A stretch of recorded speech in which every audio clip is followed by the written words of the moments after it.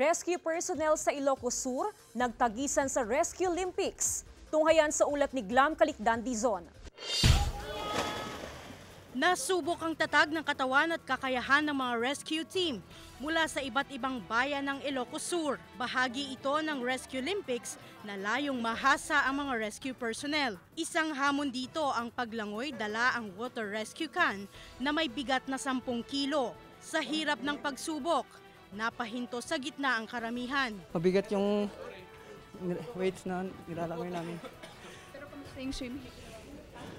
Mahirap, nakakapagod. Mayroong 18 coastal municipalities ang lalawigan kaya malaking tulong ang pagsasanay sa tubig.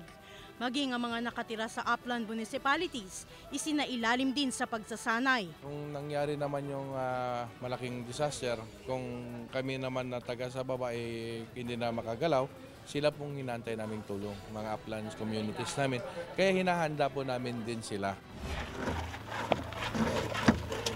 Sa isinagawa namang urban search and rescue training sa Vigan City, ipinakita ang maingat at mabilis na pagsagip sa mga biktima ng sunog sa isang bahay. Ang bawat miyembro ng rescue team may kanya-kanyang tungkulin para mailigtas ang mga biktima. Inanap namin yung mga 2 biktima kung paano ilabas sa natrap sa loob ng bahay habang nasusunog.